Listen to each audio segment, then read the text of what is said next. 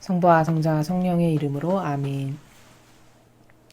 하늘을 우러러 사랑을 하느님 아버지 뜻 안에서 스승이신 예수님과 도움이신 성령님과 사랑을 성모님과 성요새 아버지와 성미카엘 대천사와 하늘의 모든 거룩한 천사들과 성인들의 전구를 청하며 기도드립니다. 예수님과 어머니의 하나 되신 성심에 오늘도 저희의 사명과 저희 제자들과 십자가 사도직 그리고 대한민국과 미국에 살아가는 아버지께 속한 선의 세력의 모든 국민들과 트럼프 대통령과 트럼프 대통령을 돕고 협력하는 선의 모든 세력들 그리고 전 세계 지구에서 아버지께서 살리기를 원하시고 구원하기를 원하시는 아버지께 속한 자녀들 이들 모두를 예수님과 어머니 하나 되신 성심을 통하여 아버지의 뜻에 봉헌드립니다. 예수님과 어머니 닫혀있는 눈과 귀를 주님의 거룩하신 빛으로 열어주시고 뚫어주시옵소서. 그리하여 진실과 사실만을 똑바로 바라볼 수 있는 본질의 영안을 활짝 열어주시옵기를 간곡한 갈망으로 청원드립니다. 대한민국과 미국의 국민들이 따라야 될 절대적 가치가 온전히 진리가 되게 하여 주옵소서. 헌법도 진리에 근거하여 다시 새롭게 창조되게 하시며 무질서한 모든 가치관이 진리 아닌 그 어떤 것도 온 국민이 받아들이지 않아야 된다라고 주장하는 그런 정의가 똑바로 선 나라가 될 수 있도록 아버지의 뜻 진리로 대한민국과 미국을 다스려 주시옵기를 간곡히 청원드립니다. 사랑하는 아버지 감사합니다.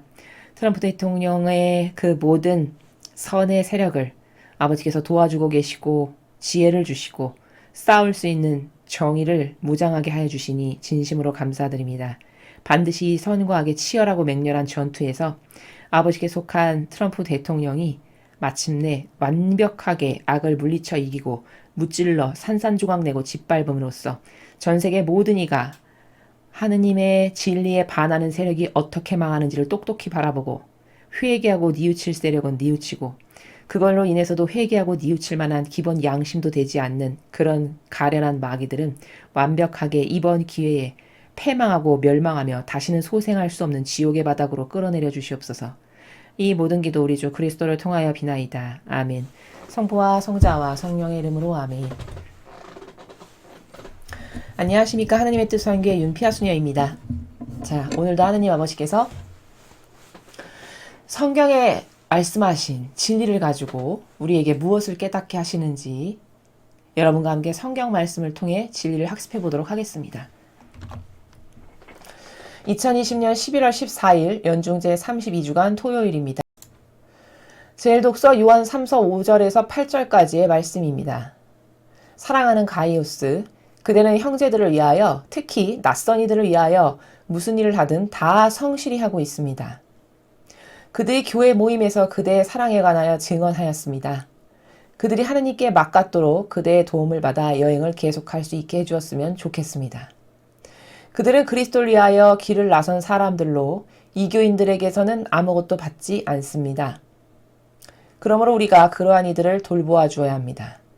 그렇게 하여 우리는 진리의 협력자가 되는 것입니다. 주님의 말씀입니다. 하느님 감사합니다. 하느님의 일은 어떻게 하는 것인가? 그것은 각자의 위치에서 아버지께서 주신 고유한 달란트, 즉 고유한 장점의 속성을 가지고 그 위치에서 하느님께 기쁨을 드리는 일을 하는 것. 그게 바로 하느님의 뜻을 수행하는 것입니다. 오늘 요한 사도가 이야기하고 있는 나라는 사명을 수행하기 위해서 떠나는 사람들이 아마 있었나 봅니다. 그리스도를 위해서 길을 나선 사람들이라고 7절에서 설명하고 있습니다. 근데 그들의 정신이 참 훌륭했습니다. 왜냐하면 그들은 하느님의 일을 한다고 해서 남의 등을 쳐먹거나 바리새인 율법학자처럼 은근히 남에게 바라거나 혹은 자기가 존경을 받거나 남에게 받는 것을 당연시 여기지 않는 사람들이었습니다. 그들은 이교인들에게서는 아무것도 받지 않을 만큼 스스로 하느님의 뜻을 행하는 데 필요한 것을 해결하고자 하는 옳은 의지 가운데에서 아버지 뜻을 행하는 사람들이었구나라는 것을 7절을 통해서 우리는 확인할 수 있습니다. 그러니 사도 요한은 그렇게 그들이 아버지의 뜻을 행한다는 것을 빌미와 구실로 남에게 등을 쳐먹거나 물질을 강요하거나 어떤 바라는 것을 당연시 여기는 바리새인 율법학자 같은 역겨운 속성을 가지고 있지 않고 오로지 하느님의 뜻을 하기 위해서 진실한 마음으로 모이고 열심히 하는 사람들이니 그들을 우리가 돌봐야 된다. 그들이 아버지의 뜻을 잘 할 수 있도록 우리가 돌봐주고 뒷받침을 해줘야 된다.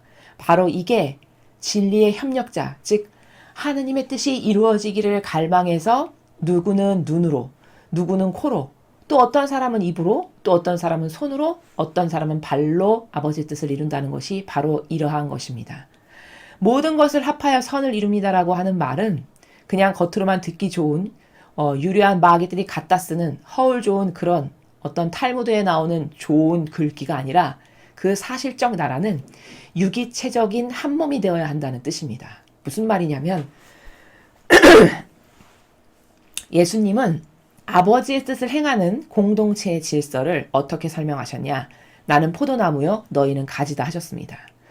나무라고 하는 굳건한 중심이 되는 주체가 바로 예수님이시면 그분의 정신과 가르침과 모범과 카리스마로 무장이 된 그것을 인정하고 그것만이 옳다라고 해서 따르기를 갈망하는 옳은 의지로 된 사람들이 각각의 다른 가지로서 이 몸체에 붙어 있을 때 바로 손으로서, 발로서, 눈으로서, 어떤 사람은 뇌로서 이렇게 고유의 기능을 발휘하면서 이 전체는 마치 포도나무의 가지와 나무가 잘 굳건하게 단단히 붙어있는 한 나무처럼 아버지의 뜻을 행하기 위한 올바른 유기체적인 시스템 가운데 일사불란하게 움직이는 한 몸이 되어야 하는 것이 맞다라는 겁니다. 또 이런 공동체의 질서를 나는 머리요, 너희는 지체다 이렇게 말씀하셨습니다. 그럼 예수님이 머리라는 것은 무슨 뜻이냐? 높아지기를 원하셨나? 아니면 교황처럼 우두머리가 되기를 원하셨나? 그 말이 아닙니다. 머리라는 것은 뭘까요? 인간의 육신에서 가장 핵심이고 중추적인 역할을 하는 것은 뇌입니다. 그 뇌가 명령하고 생각하고 원하는 바를 이 다른 육신의 지체들이 명령을 받들어 행합니다. 그럼 그 원리는 뭐냐? 핵심이 되는, 따라야 되는, 중심이 되는 가치와 절대성은 뇌, 머리라고 하는 예수님의 정신, 가르침, 모범, 카리스마여야만 하고, 왜? 그게 절대성과 유일성으로 참된 진실이고 사실이니까요. 거기엔 흠결이 없고 완벽하고 온전하니까요. 그 머리를 중심으로 각기 다양한 주님께 속한 사람들이 지체로서, 다양한 지체로서 머리가 원하는 그 목적성을 위해 일사불란하게 움직이는 이것이 바로 모든 것을 합해서 선을 이룬다라고 하는 관점의 나라는 바로 이 나라를 설명하는 겁니다. 그래서 올바른 수도 공동체는 유기체적인 프로세스 가운데 일사불란하게 움직여야 됩니다. 즉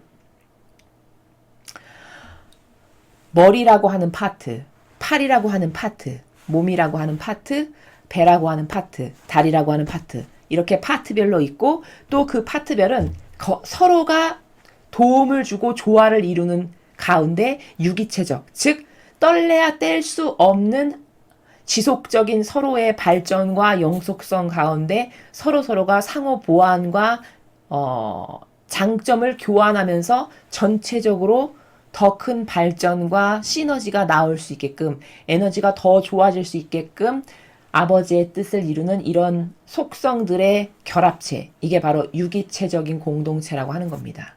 오늘 요한 사도가 말하는 나라는 바로 그 유기체적인 공동체라고 하는 거대 원리 중에 일부를 설명하고 있는 것이죠. 누군가가 아버지의 뜻을 이루기 위해서 길을 나섰는데 그들이 옳은 정신으로 누구에게서 불의한 세력에게서 도움을 받지를 원치 않으니 그러니 그들이 하나님의 뜻을 잘 할 수 있도록 여행을 계속해서 잘 할 수 있도록 우리가 도울 수 있는 바를 도와서 시너지가 나게 함으로써 아버지의 뜻이 이루어질 수 있는 열매를 맺게 해야 하는 것이 바로 하느님의 뜻을 이루는 공동체의 공동 운명체와 같은 사명이다라는 겁니다. 그러면 이게 바로 유기체적인 시스템이라는 건데 세상도 이런 원리가 조금 적용됩니다. 여러분, 남녀가 만나서 사랑을 해서 결혼을 합니다. 근데 이렇게 유기체적으로 하나 되는 것은 얼마나 중요하냐면 그 남성과 여성이 하느님의 뜻 안에서 둘이가 완전히 우리는 이것만을 따르는 완전히 서로가 아버지 뜻 안에서 하나 되는 가정 공동체를 이룹시다 라는 약속으로 두 사람이 하나 되면 예를 들어 각 사람의 IQ가 150, 150이었다면 두 사람이 완전히 용해돼서 하나 되면 300이 아니라 3003만이 나오는 것이 바로 시너지라는 것의 효과입니다. 그것이 바로 유기체적인 공동체가 가지고 있는 놀랍고 탁월한 에너지고 생명력입니다. 하느님의 일을 한다라고 하는 공동체는 바로 이래야 한다는 겁니다.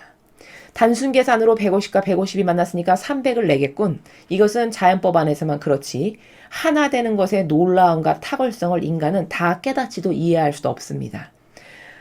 그 하나 되는 것의 놀라운 막강한 에너지는 예를 들면 이런 부분에서 작게 확인할 수 있는데 철도가 지나가는데 철도 밑에 아기가 깔려 있었습니다. 근데 그 자신의 자식이 철도 밑에 지금 철도가 지나가기 직전인데 깔려있는 아기를 보면 어머니는 어떤 에너지가 폭발적으로 나오냐. 내가 대신 죽더라도 저 아기를 건져야 되겠다는 폭발적 에너지가 상승하게 됩니다. 이게 뭘까? 이게 하나된 관계성, 그리고 신적인 사랑의 엄청난 에너지, 그리고 유기체적인 완전히 하나된 공동체라고 하는 각각의 사람들이 맺는 다양한 효용과 가치의 열매들이 바로 그것의 일예를 들자면 이것과 비견할 수 있다라는 겁니다. 그래서 과연 이 교회는 예수 그리스도가 만드신 12사도 이후에 그 정신이 계승 유지 발전되었는가?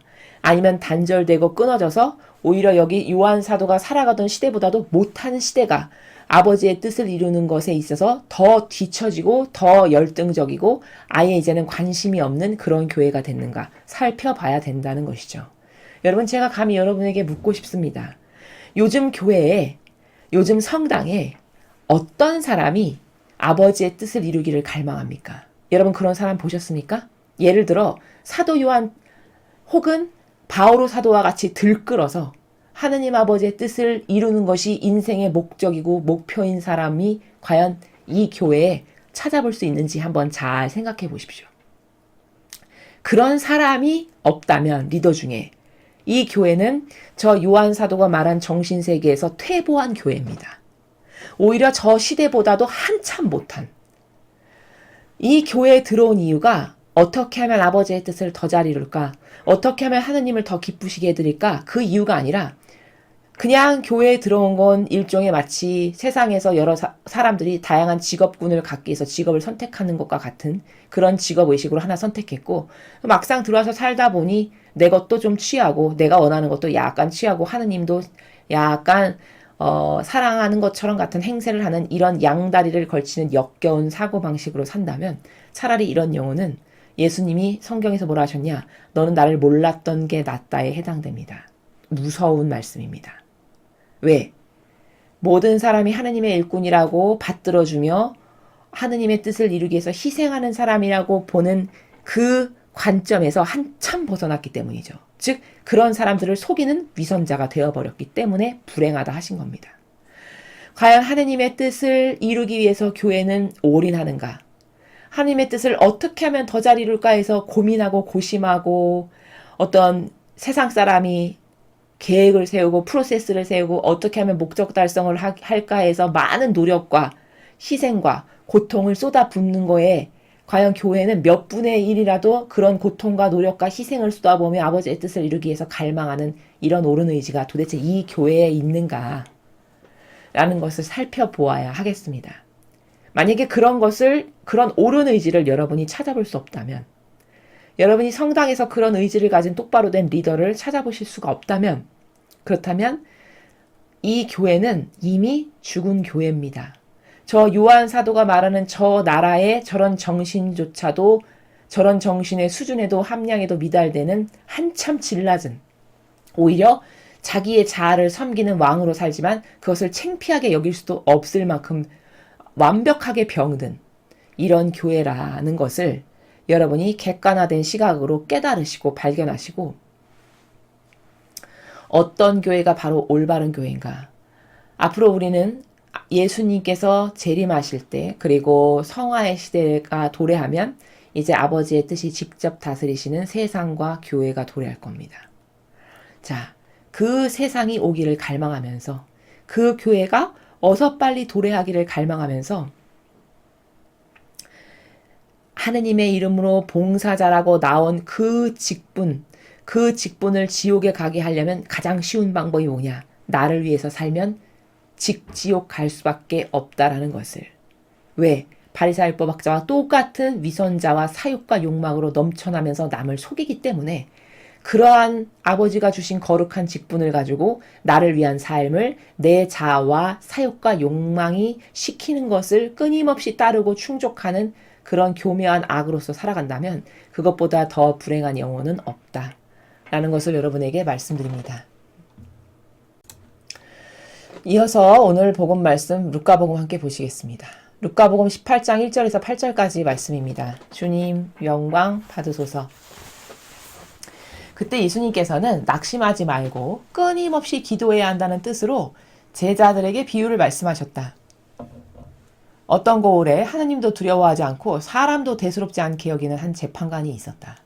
또 그 고을에는 과부가 한 사람 있었는데 그는 줄곧 그 재판관에게 가서 저와 저의 적대자 사이에 올바른 판결을 내려주십시오 하고 졸랐다.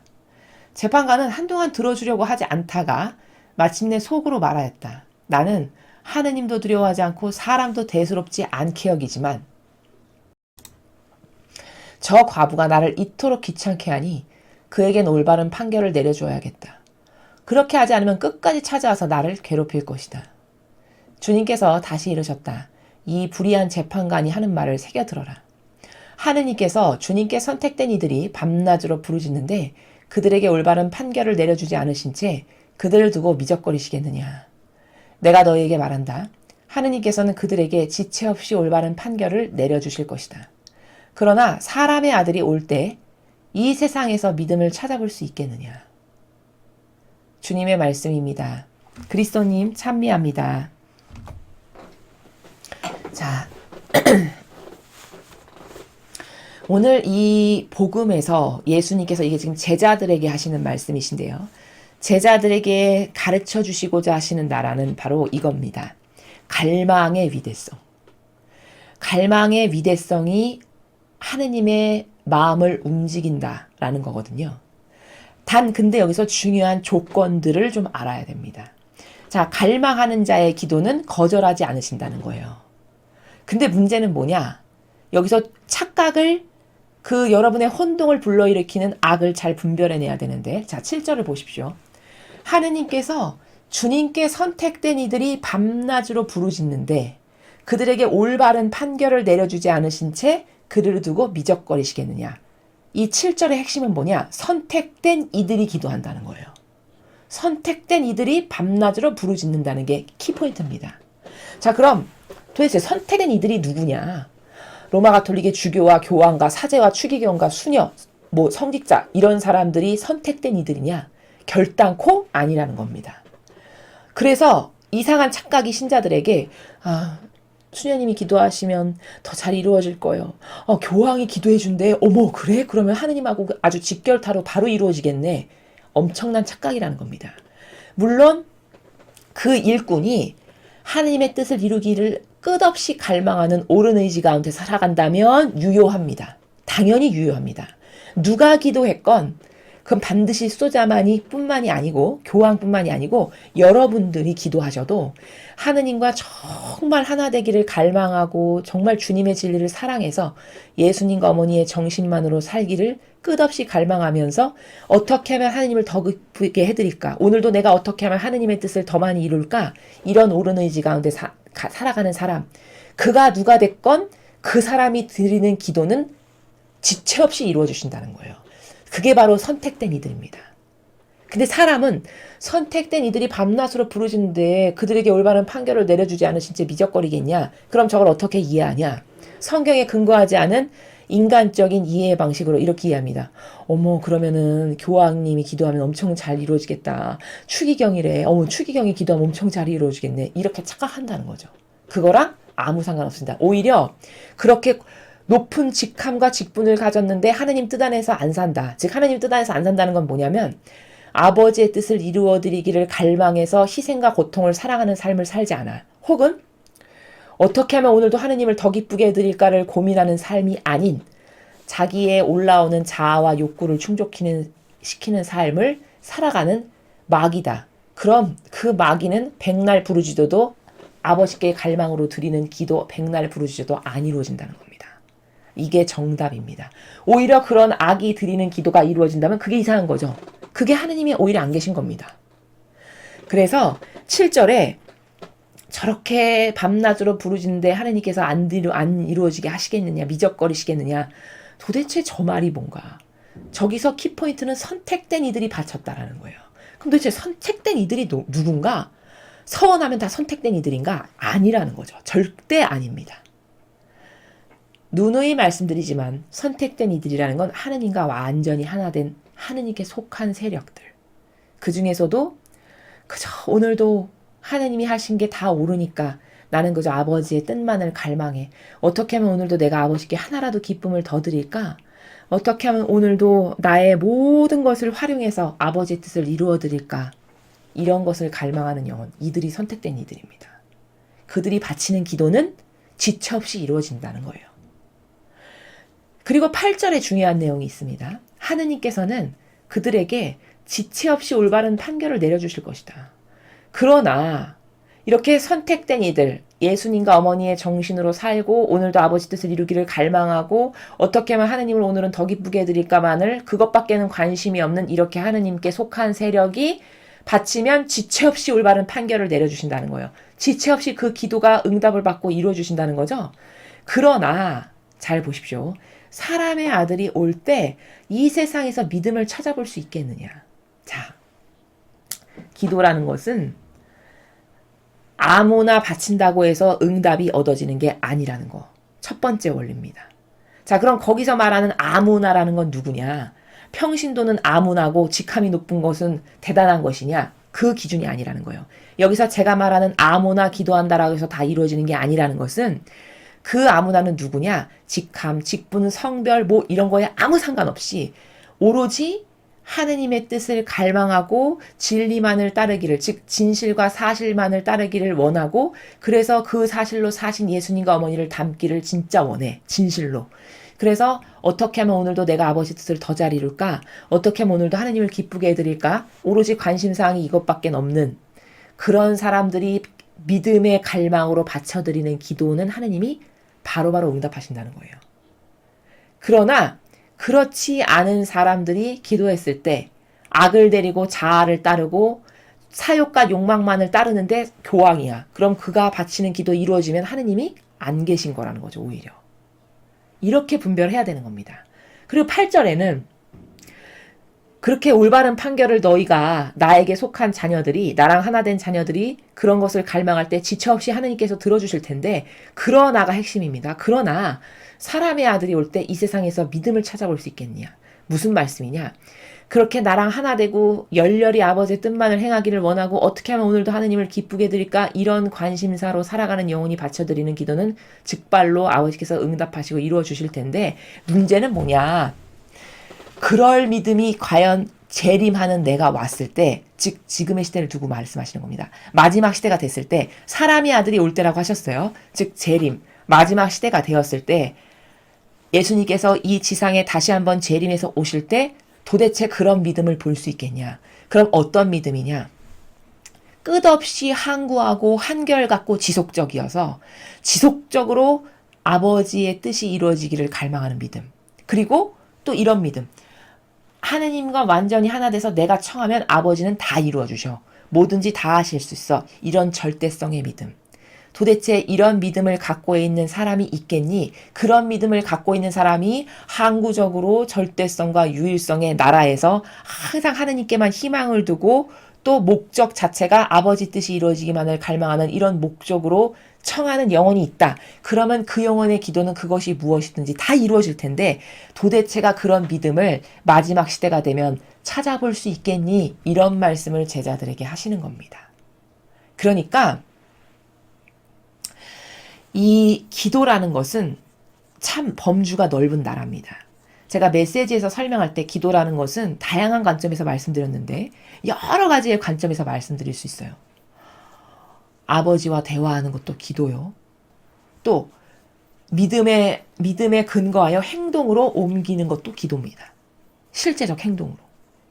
또 기도라는 것은 지금 오늘 여기서 말씀하신 것처럼 믿음이라고 하는 근간에 뿌리를 두고 있는 가운데서 바쳐지는 게 올바른 기도입니다.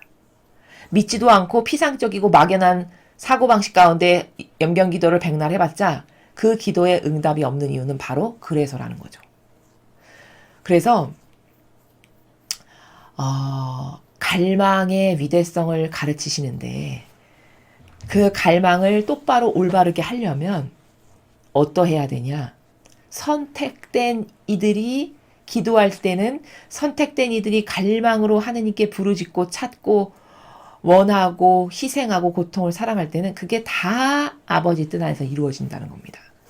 그럼 인간은 잘못 이해하면 선택된 이들은 높은 직함을 가진 뭐 교황이나 주교나 추기경쯤 되는 그런 사람들이 기도하면 다 이루어진다는 뜻으로 혼자 곡해해서 자유의지로 해석한다는 거죠. 절대 그게 아니라는 겁니다. 오히려 순수한 어린이의 단순한 기도, 이를테면 즉 여기서 말씀하시는 내용은 믿음의 뿌리를 둔, 즉 항구하고 늘 변덕스럽지 않고 지속적으로 갈망할 수가 있어서 또한 그 갈망의 수준이 내가 예수님과 어머니의 성심에 완전히 용해돼서 하나 된 사람으로서 그저 아버지의 뜻이 이루어지기를 바라는 그 정신세계에서 무언가를 청원드리면 그것은 아버지가 반드시 이루어주셔 라고 하는 이런 절대성의 믿음이 있는 영혼, 요런 영혼들이 바쳐드리는 기도에는 하느님께서 반드시 아까 말씀하셨죠. 지체 없이 응답하신다라는 겁니다. 자, 그러면 이제 과제는 우리의 기도는 어떻게 달라져야 될까? 나는 왜 기도의 응답을 잘 못 받을까? 나는 왜 기도를 해도 하느님께서 내 소원은 들어주시지 않지? 이런 궁금증과 의문을 여태까지 가지고 계셨던 신자들이라면 오늘 이 강의를 들으시고 이제 궁금증이 풀리셨을 겁니다. 기도가 이루어지지 않는 것은 저런 믿음 가운데서 받쳐지지 않기 때문입니다. 또 옳은 의지 가운데서 기도가 받쳐지지 않기 때문입니다. 이를테면 이런 겁니다. 옳은 의지라는 건. 내가 좋아지는 것을 항상 원해. 예를 들면 빨리 승진해야 되겠고 어디 가서 1등을 해야 되겠고 또 돈이 많았으면 좋겠고 그럼 그 모든 것이 다 나쁜 것이냐? 그것이 문제가 아니라 그 내가 원하는 모든 것도 사실은 하느님 아버지의 뜻 안에서 청원드려야 되는 겁니다. 그럼 이게 무슨 말이냐면 아버지의 뜻이 나에게 계획하신 것만이 가장 바르고 올바르고 참되고 완벽합니다. 이런 확신과 절대성의 믿음이 있는 가운데 아버지 제가 이걸 원합니다. 이걸 원합니다라는 것을 청원드리는 사람은 그 믿음의 기본 전제와 베이스가 어떠냐? 아버지 제가 이것을 정말 갖고 싶고 원합니다. 제가 이것을 얻고 싶습니다. 그렇지만 아버지 저는 아버지를 정말 100% 신뢰하고 믿고 희망합니다. 아버지가 가장 저에게 좋은 것만을 주신다는 걸 너무 잘 알고 그런 아버지를 절대성으로 제가 신뢰하니 제가 이런 것을 원하고 이런 것을 원하고 이런 것을 원하지만 그것이 아버지 뜻이 아니라면 절대 이루어지지 않게 해주세요. 하지만 제가 원하는 것이 아버지의 뜻에 어긋나는 것이 아니시라면 들어주세요. 라고 하는 이런 올바른 반향과 정신의 세계. 이런 나라에서 기도를 바치고 청원 드리는 것에 하느님은 응답하실 수 있다라는 겁니다. 보통 인간은 하나님은 안 계신가 봐. 내가 그렇게 많은 기도를 했는데도 내 기도는 안 이루어져. 그 기도들의 대다수의 문제는 뭐냐? 마치 이겁니다. 100kg짜리 아이가 있는데 100kg에서 내일 모레 지금 죽기 직전, 일보 직전 숨이 꼴깍 넘어가는데도 그 아이가 초콜릿을 계속 찾습니다. 그럼 여러분이 진정한 부모라면 그 아들이 찾는 초콜릿을 줄까요? 진정한 부모면 안 주겠죠. 살려야 되니까. 인간은 이런 것을 청하는 경우가 엄청 많습니다. 하느님과의 관계성 가운데서. 자기가 멸망할 것들을 원해요. 자기 영혼이 패망하고 멸망해서 지옥으로 끌려갈 것을 원합니다. 그런데 그 영혼을 진짜 사랑하시면 안 주셔야 되겠죠. 그러니까 안 이루어지는 경우도 여러분이 들으시는 숱한 기도들 중에 이런 케이스도 많다는 겁니다. 또 제가 전반부에 말씀드렸던 그런 믿음이 희박하고 없는 하느님에게 절대 신뢰를 하거나 이렇게 하면 하느님이 반드시 들어주셔라고 하는 이런 믿음이 없는 가운데서 드리는 기도 혹은 제가 지금 말씀드린 것처럼 맨날 내 자아와 육이 원하는 것만을 청하는 기도라든가 이런 것들은 응답을 하시기 싫어서가 아니라 프로세스 자체가 그런 기도에는 응답하실 수 없는 프로세스라는 겁니다. 천상과 인간의 관계성이. 왜냐? 지상은요, 자격 안 돼도 부모가 다 주고, 자격 안 돼도 상속하고, 모든 것을 고무줄잣대로 누렸다 줄였다 내 맘대로 하는 이런 무질서지만, 천상의 나라는 고결하고 완벽하고 탁월한 질서 자체입니다. 그릇이 안 되면 주시고 싶어도 부을 수가 없어요. 마치 보리차가 너무 먹고 싶은데 자신의 영혼의 그릇이 간장종지다. 그럼 간장종지 이상은 절대 부을 수가 없죠. 이게 원리입니다. 내가 많은 축복을 받고 싶으면 내 영혼의 그릇을 태평양 대야처럼 만들면 되는데 내 영혼의 그릇이 맨날 내가 좋아지는 자아와 사욕과 욕망만을 따르는 간장종지보다도 더 작은 종지라면 거기다는 하나님이 부으실 수 있는 게 없다는 거죠. 이런 다양한 관점으로 하느님과의 나의 관계성 가운데에서 기도 생활을 점검해 볼 수 있다는 겁니다. 오늘 사실 복음은 사명의 관점에서 봤을 때 어떤 제자들에게 말씀하신 거기 때문에 사명을 행하는 제자들이 앞으로 하느님과 어떤 관계성을 가져야 너희의 기도를 하느님께서 들어주실 거다라는 것을 교육시키고 훈육시키시는 겁니다.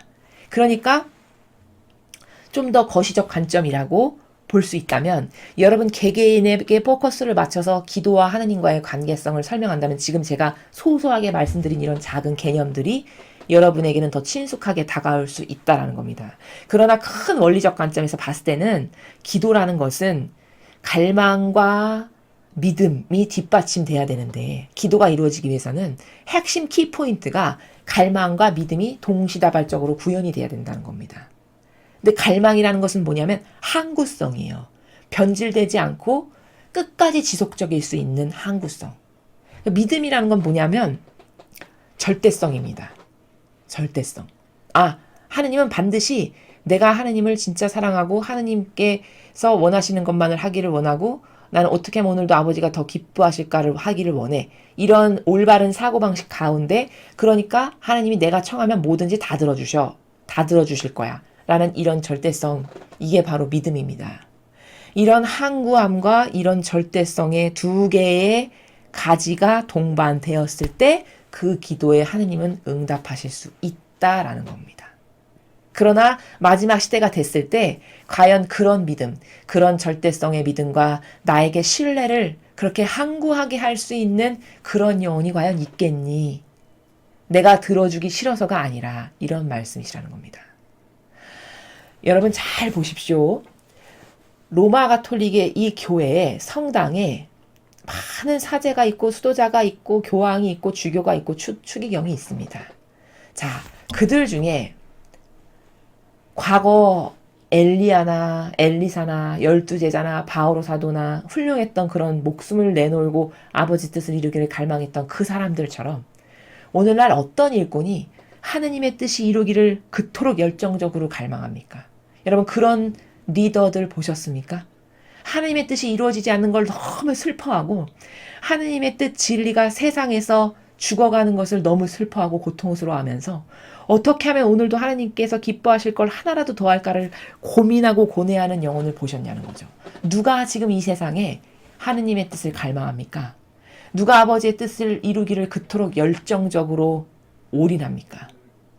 그런 정신을 여러분이 보시기에도 참으로 찾아보기가 어렵죠. 그러니까 예수님의 말씀이 맞는 겁니다. 과연 마지막 시대에 내가 지상에 재림하면 그런 믿음을 찾아는 볼 수 있겠니? 내가 그런 믿음에다가 은총을 쏟아 부어주고 싶은데 도대체 그런 믿음을 찾아볼 수 있겠니? 너무나도 맞는 팩트라는 거죠. 벌써 그런 믿음을 찾아보기가 거의 없죠. 요즘 세상에. 예를 들면 욥과 같은 믿음을 말하는 겁니다. 다니엘과 같은 믿음. 욥과 다니엘을 보십시오. 그 수천 년 전의 사람들이 하느님과 얼마나 절대성으로 하나 된 정신이었는지를 잘 성경을 읽어보십시오. 그 정도는 돼야 하느님께서 차고 넘치도록 쏟아부을 수 있는 태평양과 같은 그릇을 마련해놨다는 게 바로 그런 겁니다. 영혼이. 그들이 얼마나 하느님을 신뢰했는지 잘 읽어보십시오. 그들이 죽거나 말거나 난 아무 관심도 없고 그저 죽이시는 게 아버지 뜻이시면 죽이세요. 다니엘은 이런 정신이었죠. 살리시는 게 아버지 뜻이시면 전 살고 죽이시는 게 아버지 뜻이시면 전 죽겠습니다. 이 정도로 하나 되고 믿는 정신이 요즘 세상에 그런 믿음을 여러분 찾아보실 수 있습니까? 오히려 직함이 높아지면요. 그런 믿음을 점점 더 잃어버립니다. 그 사욕과 욕망은 점점 커지고 직함이 커지면 이 믿음은 점점 바닥을 칩니다. 그리고 피상적 믿음을 합니다. 남에게 보여주기식 믿음. 그러나 하느님은 마음의 그림자를 아는 분이세요. 그 영혼의 마음의 가장 바닥에 있는 그 어두운 그림자, 그거를 헤아리시는 분이라는 겁니다. 그래서 이 마지막 시대는 불행하다라고 누누이 이 시대가 왜 불행한가를 말씀드리는 것은 그런 믿음을 과연 찾아볼 수 있겠니? 예수님이 지금 말씀하신 이 세계니까 불행한 겁니다. 이 시대 영혼들이.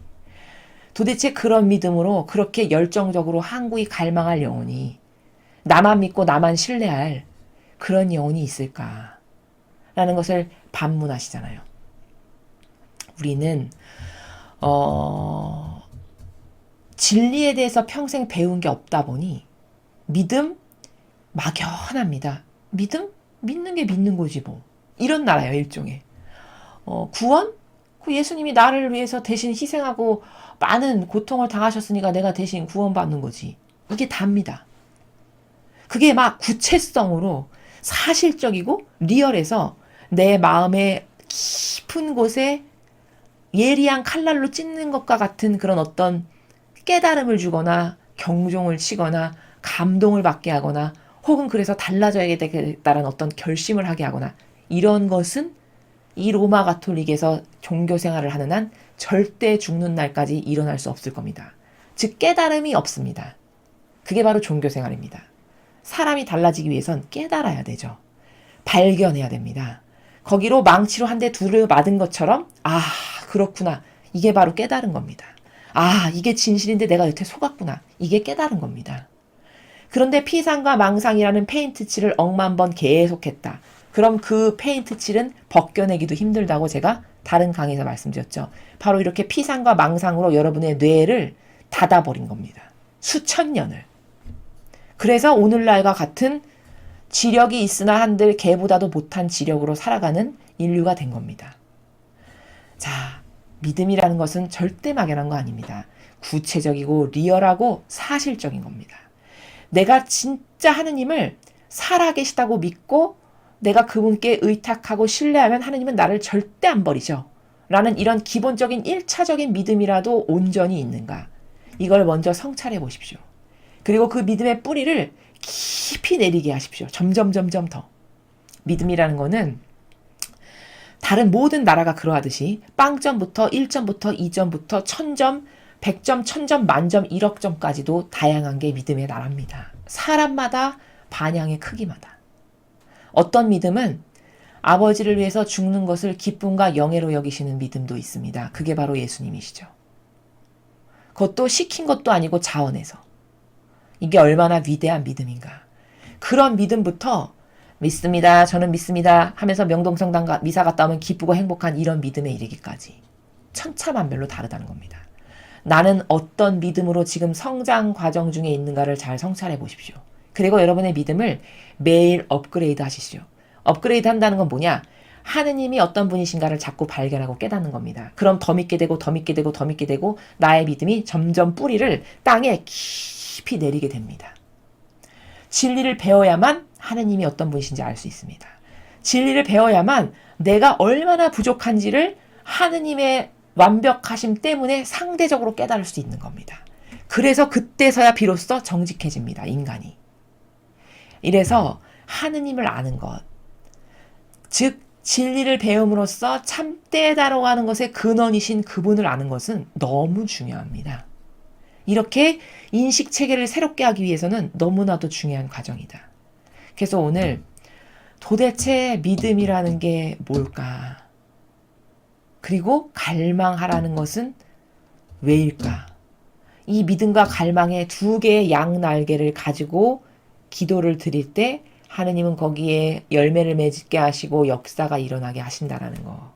그럼 나는 이 갈망과 믿음이라고 하는 두 개의 양날개를 지금 키워나가고 있는가, 몇 개가 있는가, 순도는 어느 정도까지 왔나, 이런 것을 스스로 점검해 보실 수 있겠죠. 그러면서 부족한 것은 자꾸 키우고 없는 것은 생기게 하고 잘못된 것은 뽑아버리고 이런 과정을 거쳐서 여러분의 믿음, 그리고 여러분의 갈망, 이런 것을 올바르게 키워나가고 성장시키시기 바랍니다. 그래서 여러분이 아버지 뜻 안에서 청원드리는 모든 것들이 다 아버지 뜻 안에서 이루어지기를 저도 여러분과 같은 마음과 정신으로 희망합니다. 이상으로 2020년 11월 14일 연중 제32주간 토요일 복음에서를 마치겠습니다. 감사합니다.